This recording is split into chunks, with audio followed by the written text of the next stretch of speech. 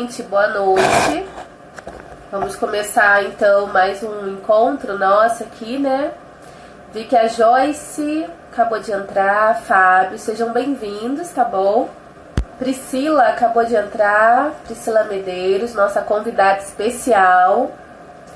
Daqui a pouquinho ela vai entrar aqui ao vivo. Tem mais uma galerinha aí chegando. Alguns até mandaram um recado no WhatsApp, mas não consegui responder a todos. A gente vai compartilhar um pouquinho da nossa proposta, né? Que o nosso trabalho ele tem se proposto a fazer, né? Ajudar outros colegas também. Gente, mais uma vez, né? Deixa eu me apresentar.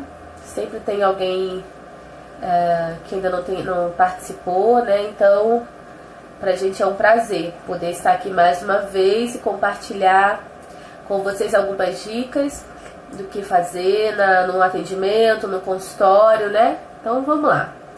Eu me chamo Priscila Guiar, sou psicóloga, neuropsicóloga e produtora digital e responsável pela consultoria para psicólogos, né? Então muitos já nos acompanham pelas redes sociais, pelo WhatsApp, pelas listas de transmissões.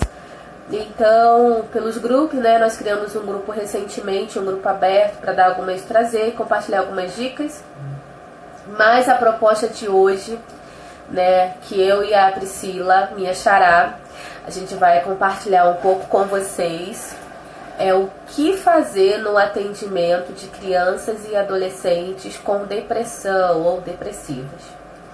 É um tema, gente, muito recorrente no consultório, no atendimento, isso independente de abordagem, né, independente de estado, de cidade, a gente percebe que essa demanda tem crescido muito, né?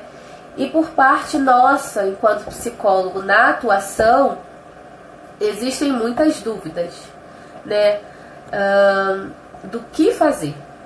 Ah, beleza, chegou pra mim a criança, fiz a avaliação, lembra, né, eu já falei um tempo atrás, quem participa da nossa lista de transmissão, não sei se lembra, né, mas assim, a gente andou um tempinho, alguns meses atrás, compartilhando que existe uma diferença entre avaliar e intervir, são dois momentos diferentes na terapia. Então, depois que eu avaliei, fechei um diagnóstico, essa criança é trazida pra mim, ou adolescente, e fechei o diagnóstico de depressão, a partir de então eu faço a intervenção, né? Então vamos pensar assim numa segunda parte. E nós falamos há umas 2 semanas atrás que toda sessão, gente, precisa ser estruturada. Se você pegar os livros, se você pegar o conteúdo, né, que a gente lê, outros colegas falando, autores, a estrutura de uma sessão, gente, é fundamental. Todo tratamento, independente da demanda, ela precisa ser estruturada. Ela precisa de um início, do meio e do fim. Então, às vezes, a gente se pega inseguro, parece que não está andando. Talvez seja por isso. Então, talvez seja o momento de você parar e rever o que está fazendo. E, de repente, precisa voltar em alguma outra atividade, em alguma outra técnica. Então, assim, a gente compartilhou... fizemos também, se eu não me engano, uma live sobre isso, como estruturar uma sessão em 7 passos, e agora a gente conseguiu colocar esse mesmo conteúdo lá no nosso canal no YouTube. Então, se você ainda não assistiu, fica à vontade para assistir, tá bom? Só procurar aí pelo link aí no Instagram, no Facebook, ou entre em contato com a gente que a gente te passa para você entender. Mas o que a gente quer falar hoje, a Priscila e eu, Priscila também, é sobre o que fazer no atendimento. Então agora a Priscila tá por aí? Então a gente vai tentar adicionar a Pri aqui ao vivo, ela vai entrar, ela vai se apresentar um pouquinho e ela vai compartilhar com vocês um pouquinho do que ela tem feito, né? Como tem sido para ela. Eu acho que esse compartilhar, esse dividir é muito rico, né? A nossa profissão é muito isolada, eu acho, né? Então, acho que quando a gente se permite, né, criar parcerias, a compartilhar ideias e sugestões, a tendência é a gente fazer ainda mais um melhor trabalho. Que eu sei que todo mundo que está aqui já faz, mas é sempre bom a gente rever e ver algumas coisas, tá bom? Vanderléia, seja bem-vinda. Cristiane, Priscila Trino, Josué, Sejam todos bem-vindos, tá bom? Vamos então chamar a nossa convidada especial para participar dessa nossa live de hoje. O que fazer no atendimento de crianças e adolescentes depressiva? Participação especial da psicóloga Priscila Medeiros. Vamos lá, Pri, vamos ver se eu consigo te adicionar aqui. Deixa eu ver aqui a sua solicitação. Vamos tentar colocar aqui. Pri, não tô conseguindo. Você consegue mandar novamente? Ah, ok, achei.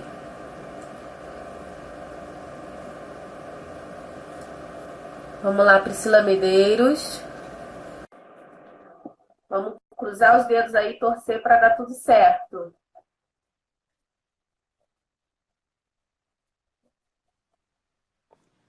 Oi, Pri. Olá. Oi, boa noite. Conseguimos. Deixa eu me ajeitar aqui. Ajeita aí, estamos toda bagunçada. Coisa. Boa noite, pessoal. Eu sou a Priscila Medeiros. Obrigada, Pri, também por essa oportunidade de estar falando aí com os nossos colegas.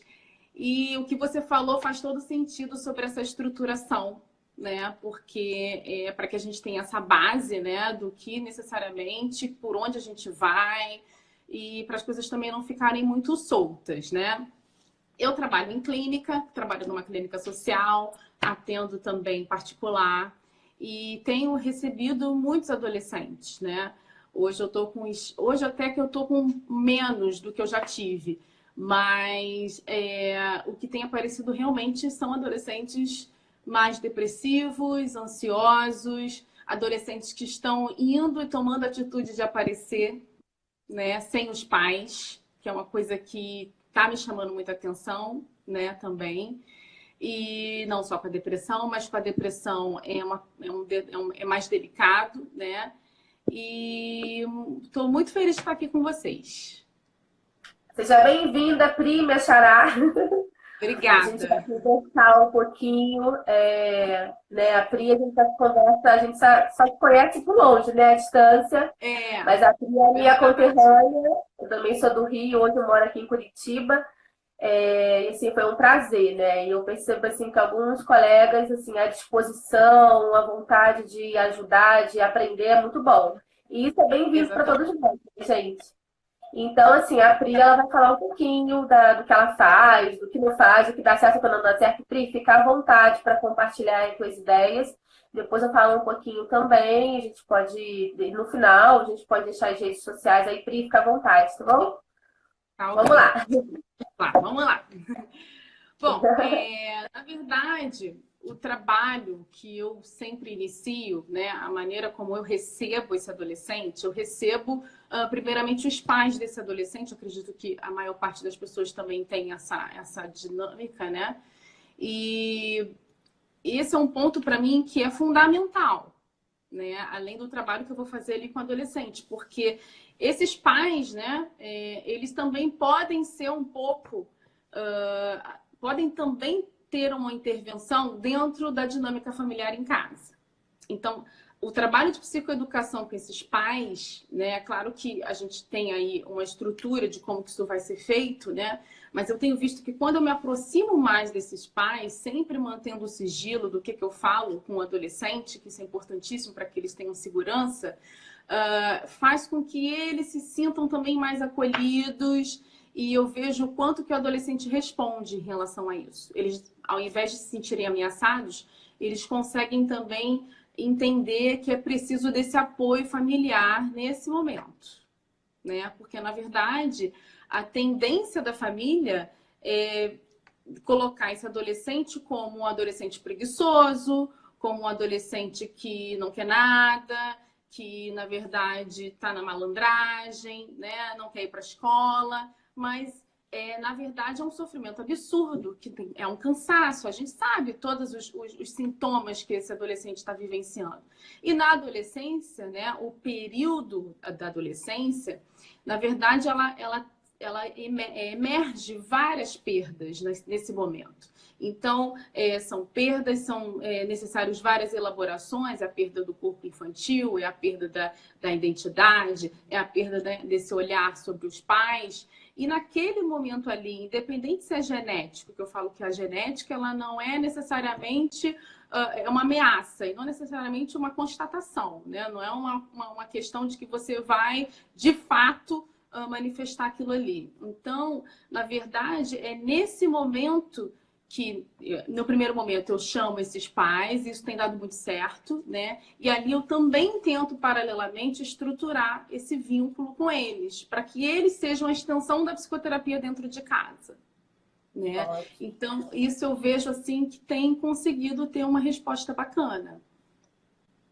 E na estrutura com o adolescente, o que eu tenho colocado, né, no início é para que a gente consiga, porque é um pouquinho diferente, né? Não é igual com adulto, né? Então, esse vínculo que ele precisa estabelecer com o psicoterapeuta, que, claro, é decorrer, né, aí da naturalidade dos encontros. E assim, a questão para que ele perceba quem ele é. Porque ele chega ali e não sabe quem ele é, não sabe o que está acontecendo no espaço, que ele está, ele não. E com a depressão, isso tem uma distorção da percepção do que ele interpreta do ambiente dele, de como que ele se sente, é muito maior. Então, é um resgate mesmo, o trabalho que eu acabo fazendo. E na estrutura específica de atividades, né, eu trabalho muito essa autoimagem, que é aqueles exercícios muitos que eu faço de como é que você se vê, como é que você acha que os outros veem você, né? Os outros, sejam eles quem for, da família, o cuidador, o avô, enfim. Então, eu trago, né, vamos dizer, simbolicamente, todo mundo também para a sessão. Então, eles também respondem bem com essas primeiras... É como se fossem jogos, né? Eles com a escrita. E a gente, TCC, acaba fazendo muito isso, mas independente do que seja TCC, a escrita criativa também é bem trabalhada. Então, eu peço para que eles tragam um tema que eles queiram abordar e elaborem um texto comigo ali, né? E que tenham essa ideia do que eles estão sentindo naquele momento. Então, a gente fala muito de emoções e sempre esclarecendo. Jogos como baralhos de emoções, né? Dentro do RPD, por exemplo, né? Peço para que eles estruturem um RPD e identifiquem as emoções que estão emergindo ali daquelas situações, daquela lembrança, daquelas imagens, daquele sonho, daquela interação. Então, é para colocar realmente, para emergir realmente, para que ele se conecte com isso. Então, são estratégias que a gente acha que é corriqueira do dia a dia, mas são adaptações que eu também acabo fazendo e que já estão aí estruturadas na abordagem, né, da TCC, e que eu vejo que eles respondem, né? Então, nesse início, psicoeducação, né? Trabalho aí um autoconhecimento, preferências, como que eles se veem, como eu falei, o que eles gostam, o que eles não gostam, sessão de questionamentos, perguntas e respostas. Eles gostam de dinâmica, né? Então, dentro da psicoterapia, esse primeiro momento é para construir esse vínculo. E mais para frente, a gente vai, de fato, entrando na abordagem dessa reestruturação cognitiva, para que eles consigam também, em casa, detectar. E, ó, esse pensamento que eu tive aqui, eu consegui perceber no momento que ele veio, que é automático. E eles mesmo vão falando o que eles vão percebendo. E dali a gente vai construindo isso e também a questão da necessidade da medicação, né? E aí, esse outro ponto é um ponto importante também da gente abordar, né? Porque a família fica muito aterrorizada com essa possibilidade, né? Então, por isso que essa questão do vínculo com a família, para que eles se sintam à vontade, ao mesmo tempo recebam essa informação, é claro que é tudo uma dinâmica que vai se construindo. Mas nesse primeiro momento eu observo esse ambiente, como é que ele chega, como é que ele, né, entre 2, 3, 4, 5 sessões, como é que ele vai respondendo, e vamos avaliando, vamos aplicar as escalas, né? E eu vejo o quanto que isso tem feito, essa maneira de trabalhar as atividades com eles, né? Tem sido uma resposta muito positiva, Priscila. Que bom, né, Pri? E daí, assim, você falou de algo bem importante. A gente precisa inserir a família.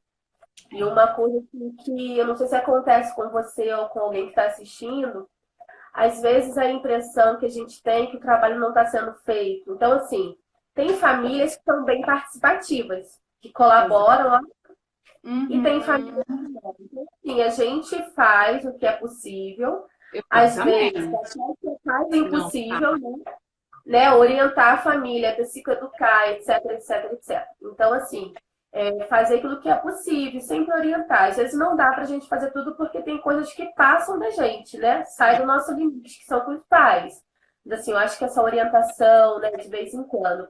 Eu não sei se você faz assim, às vezes quando eu passo para intervenção, eu faço dias de 4 a 5 sessões direto com a criança ou adolescente, e depois eu chamo o pai, a mãe, a avó, quem for, o responsável para dar um feedback. Olha, Uhum, tá andando, uhum, vamos ver aquilo, né? Acho que assim, essa uhum. participação, como na escola, né? Sim, A educação não é só a escola é a alfabetização, é a família, todo mundo, né?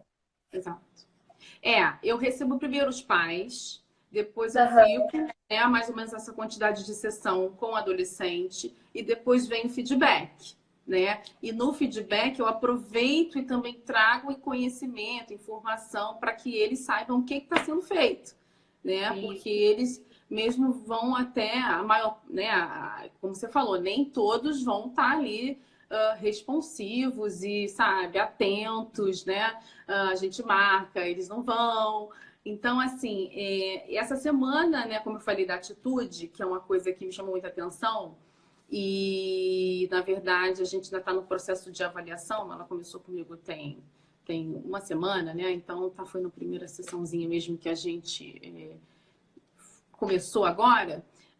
Ela mesmo que tomou a decisão de ir, né? Isso me chamou muita atenção, né? Até então a gente está ainda definindo, né? Identificando o que de fato pode se apresentar ali, se tem um diagnóstico, se não tem. Então a gente está nesse primeiro momento.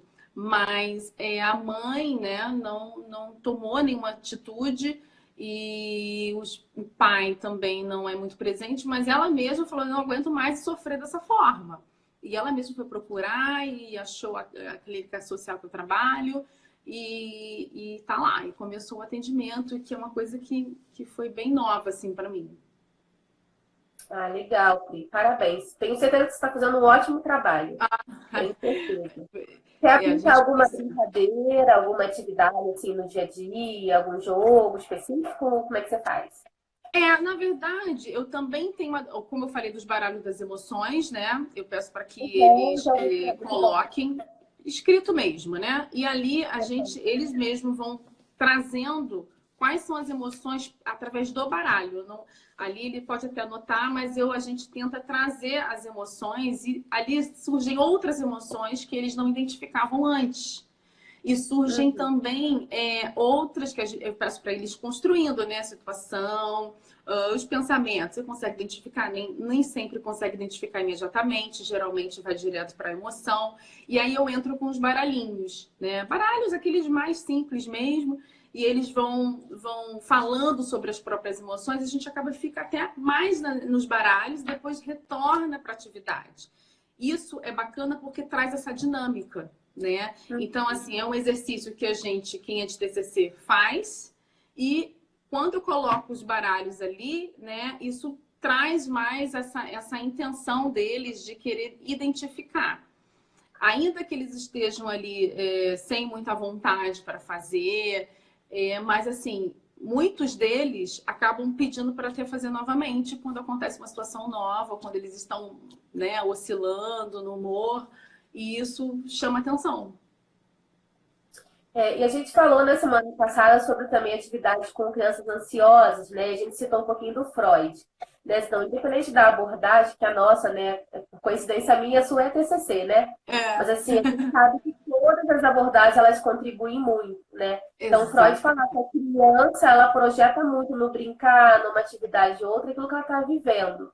Então, assim, a atividade, coisa Desenhos, prática, lúdica é muito funcional, né? São muito funcionais. exatamente.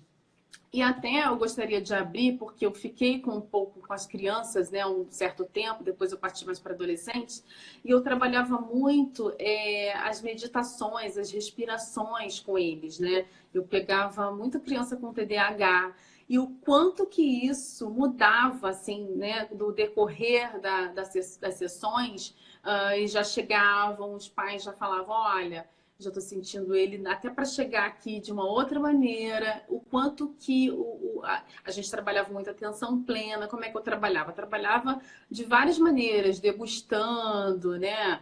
E aí pedindo para que eles respirassem fundo, se concentrassem, em histórias também. E para os adolescentes eu faço a respiração mesmo, identificando o quanto que eles precisam relaxar, porque muitas das vezes no meio da atividade, às vezes 4, 5 minutinhos, eu vou, né, falando para que ele respire, para que vá sentindo o corpo, e aí o pensamento sai, né? O pensamento sai, o que eu faço com isso agora? Então, é perceber que você reconheceu que saiu, traz de volta e foca novamente na atividade que você estava fazendo. E o quanto que isso no dia a dia acaba acontecendo e você se perde nas suas atividades. Então, eu trago, até associo isso. E aí eles ficam mais atentos. E, eu identifiquei, consegui retomar a atenção nas atividades que eu tinha que fazer e não estava dando conta por causa de uma ansiedade. Então, assim, é bem legal, porque são atividades que você muitas das vezes até faz, mas pode ter uma eficácia até mais focal nesse processo deles, tanto na depressão quanto na ansiedade. Que também não é só na ansiedade. Eu vejo que na depressão, essa sequência de atividades, né, com respirações, eles respondem também muito bem. Uhum. E assim, uma questão muito delicada, quando a gente fala também que acaba sendo, não sei se não seria uma comorbidade, mas um pensamento suicida, né? Então, assim, é muito comum na depressão, né? Então, assim, quando a gente vai abordar esse tema com o adolescente, já aconteceu muitas vezes comigo no atendimento, e é um momento muito delicado. Então, a gente tem que ser assim, tem que ir com muita cautela, né? E assim, mas deixar claro para o adolescente, porque um adolescente, lembrando aqui de um caso, vou compartilhar com vocês, e que ela me falou que morrer era uma escolha dela, e que ninguém podia interferir isso, nisso. E daí, assim, eu respondo, faz sentido o que ela falou, mas eu disse para ela uma coisa, eu falei, olha, fulana, tudo bem, morrer é uma escolha sua e ninguém pode interferir, mas você já pensou que morrer é uma possibilidade definitiva para um problema provisório? Para um problema momentâneo? Né? E não, ou seja, é uma possibilidade, mas não é a única. Aí eu até brinco, já pontos também. Aquela coisa que a gente fala no senso comum. Se a vida te der um limão, o que você faz com o limão? Vamos lá, Pri, o que você faz com o limão? Se a vida te der um limão, fala aí pra mim. Várias coisas. Mousse de O que você acha que você pode fazer? Dá pra fazer. Né? Exatamente o que você falou, porque é aquilo, é a visão que eu falo, é a visão de túnel, né? Você está olhando só para uma única solução, então a probabilidade de você ficar nisso aí, né? Você não consegue olhar e ver que realmente, na realidade, é possível eu resolver de uma outra maneira. A minha realidade é essa aqui, a minha verdade absoluta. E aí vem muitas crenças também, as crenças centrais, as rígidas, que acabam levando a essas distorções, né? Então, a identificação através desse tipo de intervenção, né? Na verdade, a intervenção dessa maneira como você faz com que ele pense, né? E ainda que ele não tenha essa reatividade na hora que você fale isso de alguma forma vai trazer ele a fazer uma avaliação do que foi falado. Sim, e assim, eu costumo também fazer, combinar com ele, né? No caso de adolescentes, até com crianças, mas é mais comum com adolescente. É como se a gente fizesse um pacto, no sentido de um contrato. Então, você vai segurar um pouco, você não vai fazer nada disso que você está pensando. A gente vai procurar investigar junto outras possibilidades. Concorda? Então, aperta na minha mão, olho no olho, eu brinco assim, sabe? E daí, assim, eles se sentem acolhidos e pensa, pelo menos por um momento, tem outras possibilidades, a gente vai construir e aprender isso, né? Sim, sim. É porque eu não sei as outras possibilidades, eu não sei fazer, eu não sei identificar as outras possibilidades. Eu não sei como fazer, eu não sei dar o primeiro passo. Né? E quando você se disponibiliza, vamos construir isso juntos. Né? Isso. Então, é perceber que tem alguém ali que vai junto com ele, que ele, né? Porque na verdade é um momento de isolamento, que ele quer ficar realmente sozinho no mundo dele, né? A questão também sobre o que você falou, que, né, a questão do suicídio, mas também tem as mutilações, os cortes, né?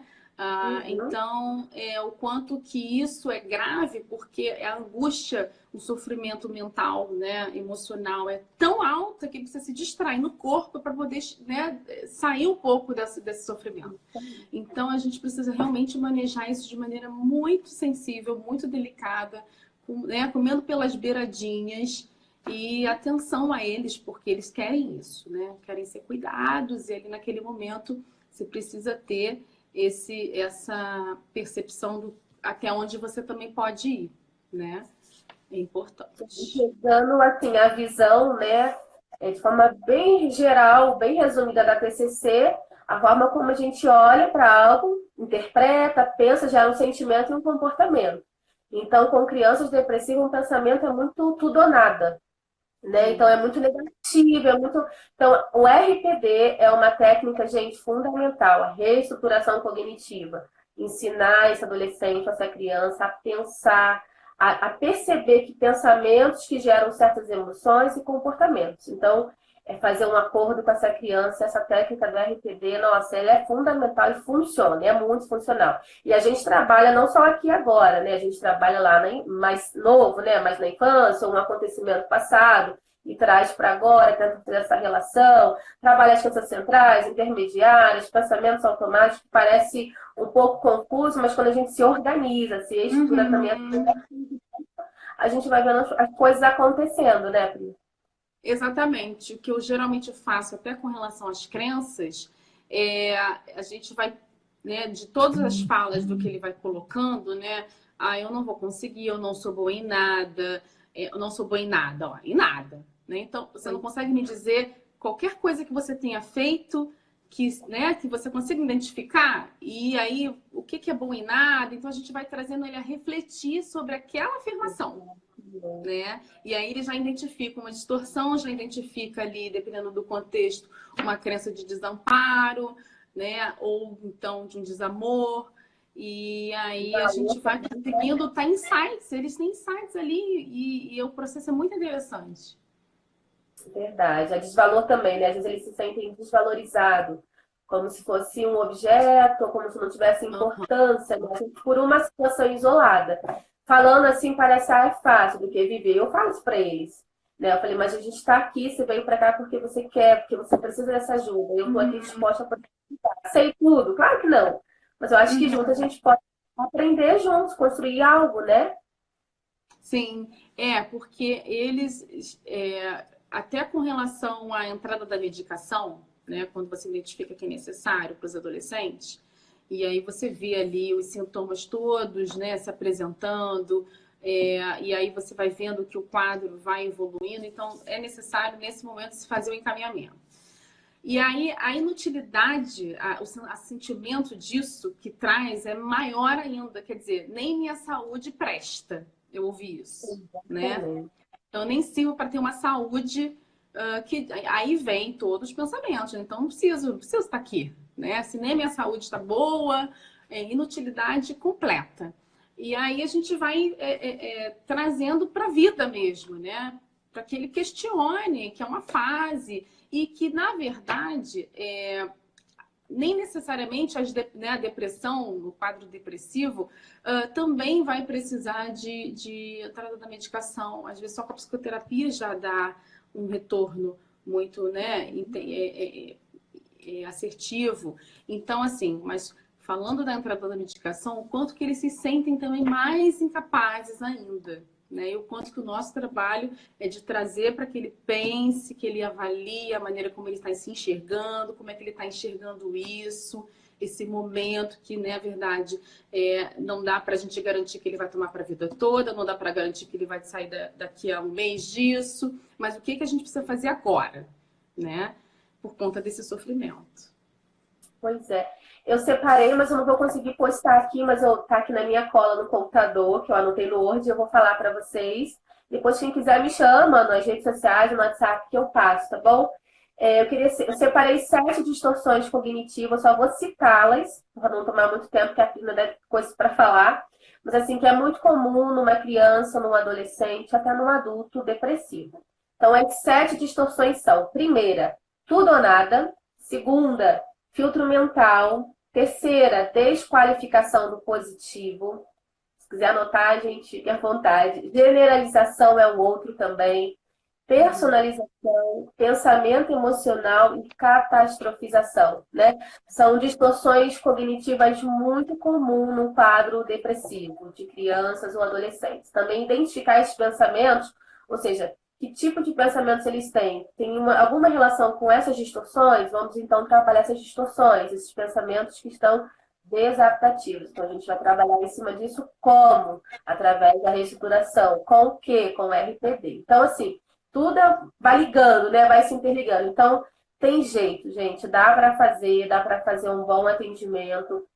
E mais do que um bom atendimento como um profissional, dá para ajudar outra pessoa, dá para ajudar outra vida, né? A se sentir um pouco melhor. Porque como eu falo para os meus pacientes, tratando crianças e adultos, viver é bom, mas dá trabalho. Então, assim, situações ruins vão ter para a vida toda, problemas vão ter.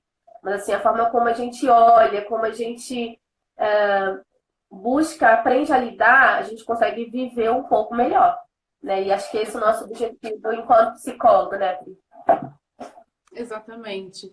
E o questionar, né? É sempre verificar, e a gente já trabalha muito com essa parte de colocar a atividade do RPD, que é o registro mesmo, né? Desses pensamentos disfuncionais, relacionar essa situação que nem sempre está muito visível, né? É uma estratégia que é pontual, para poder você identificar quais são as distorções que realmente estão fazendo com que ele perceba a realidade dele da maneira como ele está percebendo e não considerando alternativas para aquilo, né?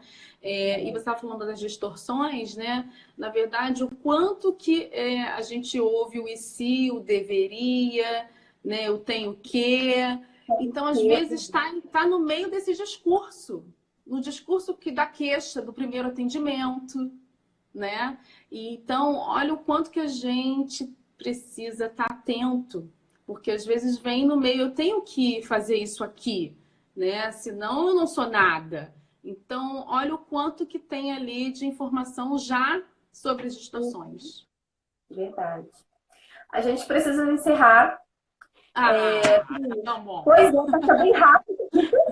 Mas, então, você finalizar, não sei se você tem mais alguma coisa para passar, se quiser também passar seu contato, além de mais alguma informação, fica à vontade, Pri. Tá, ok. Bom, eu, na verdade, faço um trabalho também às quartas-feiras. Na verdade, o trabalho é segunda, quarta e sexta, é passado... Esse tipo de informação que eu estou falando, que a Pri está falando, é abordado lá. É na Rádio Metropolitana M, 1090, segunda, quartas e sextas. Começa o programa meio-dia, tá? Na tarde feliz é melhor idade.